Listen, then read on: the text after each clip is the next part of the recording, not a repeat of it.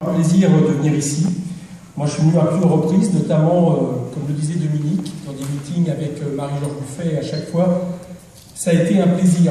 Je viens d'écouter justement l'intervention de toutes les personnes qui m'ont précédé, mais notamment celle de Dominique, qui parlait, et c'est pas toujours courant dans nos meetings, et rien que pour ça, je la félicite, de la question de la laïcité, évidemment essentielle.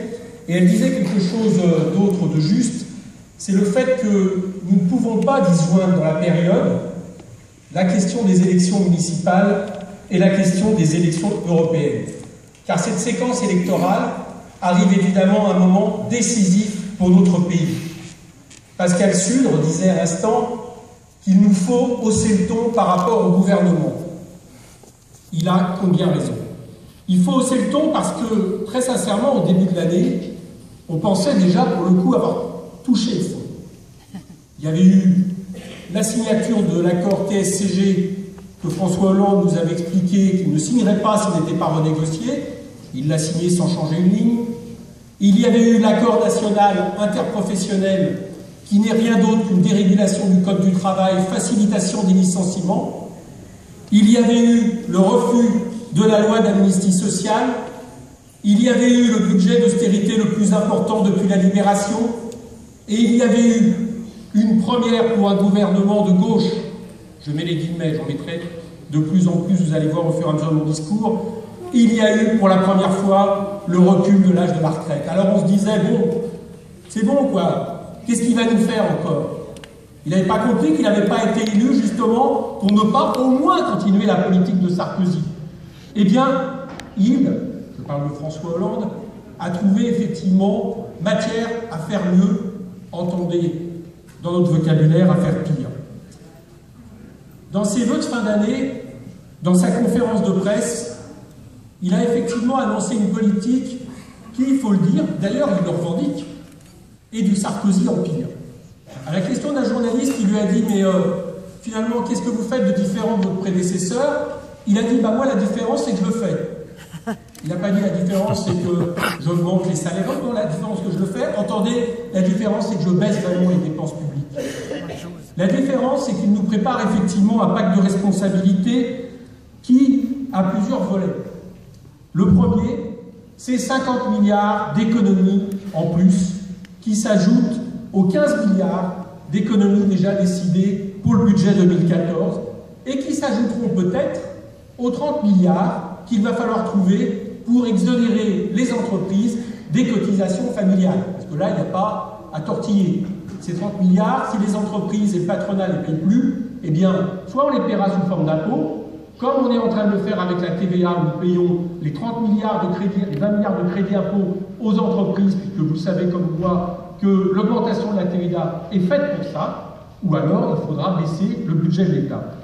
Ces 50 milliards, il faut y revenir un peu parce que quand on agite les chiffres comme ça, on se dit bon, 1 milliard, 2 milliards, ça ne dit pas grand-chose, hein, 1 milliard, 2 milliards, c'est tellement énorme. Mais au bout d'un moment, on a la traduction de ce que ça signifie. Vous savez, depuis quelque temps, la Cour des comptes a pris une habitude dans ce pays, elle sort de son rôle. Normalement, la Cour des comptes, c'est pour vérifier les comptes. Bon, depuis quelque temps, la Cour des comptes, elle se prend pour le gouvernement de la France. Donc, elle annonce des choses, et vous remarquerez à chaque fois qu'elle annonce des choses, le lendemain, c'est suivi d'effets d'annonce du gouvernement. Alors hier, M. Migaud a annoncé des choses au nom de la Cour des comptes. Il n'a pas dit qu'il s'interrogeait sur les 30 milliards d'exonération des cotisations patronales déjà en cours depuis des années qui n'ont pas créé un seul emploi. Il n'a pas dit qu'il s'interrogeait sur la justification des dividendes et des exonérations en tout genre sur les revenus du capital. Non, il a expliqué qu'il y avait trop de dépenses centrées en France, que le problème c'est parce que les agents cheminots voyageaient gratuitement à la SNCF, etc., etc. Toujours le même discours. Et aujourd'hui, que dit le gouvernement pour les 50 milliards? Eh bien, évidemment, il reprend à peu près les mêmes arguments. Il nous explique que, par exemple, il faut faire des grandes économies en santé. Parce que, bien évidemment, comme chacun sait, ce pays dépense trop en santé. Alors on cherche, on se dit, tiens, qu'est-ce qu'il propose? Il propose, par exemple, que les diabétiques soient moins soignés. Bien sûr, c'est écrit, hein. Il propose, par exemple, aussi qu'on augmente, qu'on accroisse les dégâts de la loi Bachelot. C'est-à-dire moins d'hôpitaux, moins de lits dans les hôpitaux, etc., etc. Il propose le gel de salaire des fonctionnaires. Autrement dit, on voit bien que derrière ces 50 milliards, eh bien, se cache évidemment une politique d'austérité. La deuxième chose, c'est que dans ce qu'il a annoncé, je viendrai sur la question de la politique de l'offre tout à l'heure, mais il a annoncé à nouveau que son modèle, c'était Madame Merkel. Bien. Là aussi, il va falloir s'arrêter quelques minutes pour comprendre ce que ça signifie. Donc son modèle, c'est le modèle capitaliste allemand. C'est quoi le modèle capitaliste allemand? C'est comme ça a commencé au début des années 2000 avec un social-démocrate, Schröder. Qu'est-ce qu'a fait Schröder? Il a fait une politique de déflation salariale. La déflation salariale, c'est ce que nous subissons aujourd'hui. On estime qu'il y a trop de salaires, que le coût du travail c'est trop cher, etc., etc., etc. Donc, on baisse les salaires, on baisse les charges, ce qu'ils appellent les charges sociales et tout ça, et évidemment, nous le savons, comme disait Pascal tout à l'heure, ne sont qu'en réalité que des salaires socialisés. Ce qui s'est passé en Allemagne, quand ça a été fait, il n'y a pas de miracle, c'est que ça a contracté le marché intérieur. Le marché intérieur, vous prenez tous les chiffres, à la mi-temps des années 2000, les Allemands sont en retard sur nous à tout niveau. Augmentation du chômage, augmentation des déficits, etc. etc. Qu'est-ce qu'a fait l'Allemagne par rapport à ça? Eh bien, elle a décidé de contrebalancer cette réduction des marchés intérieurs par un modèle d'exportation. Elle s'est mise donc à exporter vers tous les pays européens en profitant d'un euro fort qui permet justement de limiter les questions de concurrence et donc elle a tablé sa politique sur l'exportation. Voilà ce que nous propose François Hollande. Et le problème avec cette politique, c'est que la politique d'exportation, ça a plusieurs défauts. Le premier de fond, on va tous comprendre, c'est que ça, en réalité, ça renvoie les peuples les uns contre les autres. Ça incite les classes ouvrières de tous les pays, et bien finalement à faire de plus en plus de sacrifices pour exporter et pour essayer de faire mieux que le voisin dans une espèce de nivellement par le bas généralisé. Premier problème. Deuxième problème, évidemment tout le monde comprendra, c'est que comme la part du gâteau n'est pas extensible, dès lors que tout le monde exporte, si tout le monde exporte, au bout d'un moment, les intérêts de l'exportation se neutralisent. Et puis troisième chose de l'exportation, et c'est évidemment le problème que connaît l'Union européenne en plus de la crise structurelle du capitalisme, c'est que pour exporter, il faut qu'à un moment donné, vous ayez des gens qui vous achètent vos produits. Et quand vous développez des politiques d'austérité partout en Europe, notamment dans les pays qui achètent les produits allemands, au bout d'un moment, évidemment, l'économie s'enraye. Voilà ce que nous propose comme avenir François Hollande, ce qui fait qu'on ne s'étonnera pas, je dirais tout à l'heure, que c'est une politique non seulement injuste, mais inefficace. Troisième chose, évidemment, c'est ce pacte de responsabilité, où là, nous avons les cadeaux les plus exceptionnels au MEDEF. Alors le MEDEF a très bien compris un peu ce qu'il fallait faire maintenant. Quand vous voulez 30 milliards, vous demandez 100 milliards. Voilà, le gouvernement fait un chèque, passe 30 milliards, on va vous les exonérer, pas de problème. Ils ont tellement compris que, je ne sais pas si vous avez observé, mais M. Gattaz a été dans le voyage présidentiel aux États-Unis. Bon, je ne parle même pas de ce voyage aux États-Unis à la puissance américaine qui nous espionne à tout va et qui, comme espèce de politique atlantiste, on a quand même du mal à faire mieux, mais enfin là, c'est pas de ce dont je voulais parler. M. Gattaz est aux États-Unis et il se permet, puisqu'il croit tout permis, comme s'il était le Premier ministre de la France, on peut se demander s'il ne l'est pas, de critiquer à l'étranger la politique de la France et notre pays. Bien. Deuxième chose, évidemment, qu'est-ce que fait M. Gattaz quand on lui offre des cadeaux sans qu'il les ait quasiment demandé? Il continue. Alors Pascal me disait tout à l'heure, effectivement, il se prépare à faire des exigences au niveau de l'assurance chômage. Alors ils y vont fort. Plus d'assurance chômage pour les intermittents. Bien. Alors le journal Le Monde aujourd'hui dit ça et dit bon, là c'est quand même un peu fort, ça va peut-être pas passer. M. Hérault dit ah non, l'année qui n'y compte pas, on sait ce que ça vaut quand Hérault dit ça par rapport au patronat. Alors on apprend, mais ce qui pourrait déjà être négocié, c'est la fin du régime spécifique des intérimaires. Voyons en passant. Et puis il y a tout un plan, et on voit quoi? C'est que, en réalité, ce qui est imaginé, mais à mon avis, ce qui peut fort bien passer à la situation, c'est que quand le chômage baissera, les droits des chômeurs baisseront. C'est-à-dire qu'en réalité, il y a une culpabilisation collective des chômeurs. C'est eux les responsables du chômage.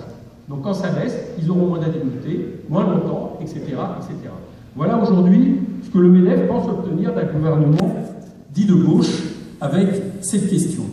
Nous savons une chose, c'est qu'en réalité, ce n'est pas le travail qui coûte trop cher dans ce pays. Ce qui coûte trop cher depuis des années, c'est le capital. Deux chiffres à ce niveau-là. Les dividendes ont été multipliés par 3 en quelques années. C'est quoi les dividendes? C'est le capital non investi. Nous savons, ça varie entre les chiffres, certains disent 8 points, de 10 points, mais qu'importe. Nous savons qu'en 20 ans, il y a eu un transfert au niveau de la richesse nationale des salaires, des revenus productifs vers le capital non investi environ de 8 à 10 points, c'est-à-dire environ 150 milliards par an. C'est ça qui coûte cher à notre pays. Et on voit bien qu'au lieu de s'attaquer à ce problème, eh bien, le gouvernement, finalement, a décidé de faire une toute autre politique, une politique de l'offre. Alors, il annonce qu'il y aura, ne vous inquiétons pas, des négociations. Les négociations, on les connaît. C'est ce qui s'est passé à la nuit. Bon, les négociations avec le gouvernement Ayrault, c'est le MEDEF qui joue à domicile.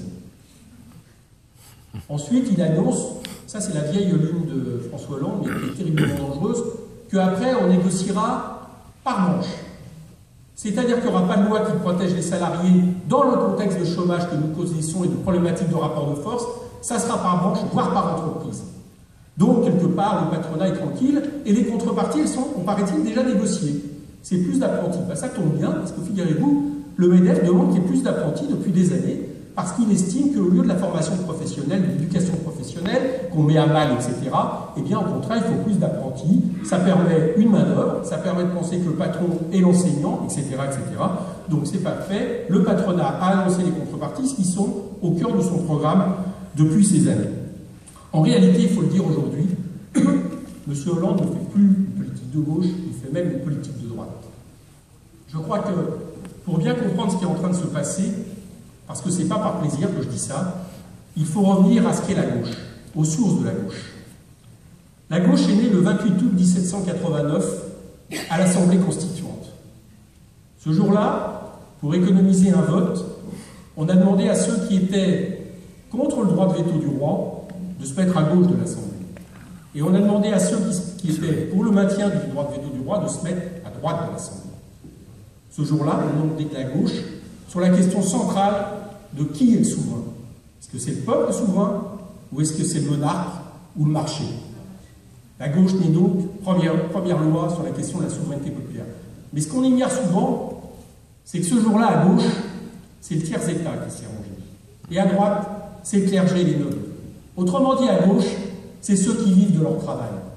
François Hollande, en préconisant pour la première fois, pour un gouvernement de gauche, une politique de l'offre, c'est-à-dire une politique qui choisit le capital contre le travail, eh bien, en réalité, nie absolument toutes les valeurs fondamentales de la gauche. Voilà où nous en sommes venus. Alors, cette situation, elle nous paraît nouvelle en France parce qu'il est vrai qu'il y a eu un décalage dans l'évolution du Parti socialiste français, mais elle n'est pas nouvelle en Europe. Ça fait longtemps qu'en Europe, cette politique est appliquée. J'en ai parlé tout à l'heure avec M. Schröder, l'accélération du social-libéralisme. Et par rapport à ceux qui disent qu'aujourd'hui François Hollande est devenu social-démocrate, je crois que le terme ne correspond même plus. C'était quoi la social-démocratie? C'était l'idée du compromis entre le capital et le travail après l'établissement d'un rapport de force. Aujourd'hui, la social-démocratie, du moins dans sa version social-libéraliste qui n'est que sa maladie sénile, ce n'est en réalité qu'une force qui se met du côté du capital et qui est devenue, malheureusement en Europe, un des piliers du néolibéralisme. Voilà à quoi nous sommes confrontés aujourd'hui. Et il y a malheureusement des traductions politiques à ça. Aujourd'hui en Europe, dans 14 pays sur 18, la social-démocratie gouverne avec la droite. À chaque fois, depuis quelques années, qu'il y a eu le choix entre essayer de rassembler une majorité à gauche et le choix de gouverner avec la droite, la social-démocratie a choisi de gouverner avec la droite. La dernière fois où ça s'est passé, c'est après les élections législatives en Allemagne, où Mme Merkel, contrairement à ce qu'on croit, n'avait pas la majorité au Bundestag. La majorité, c'était le SPD, Die Linke, les Verts. Il y avait donc la possibilité de trouver un programme pour unifier la gauche. La social-démocratie a fait le choix de la coalition avec Mme Merkel. Et ce que je crains, c'est que François Hollande ait les mêmes objectifs. Je crains qu'il ait les mêmes objectifs parce qu'à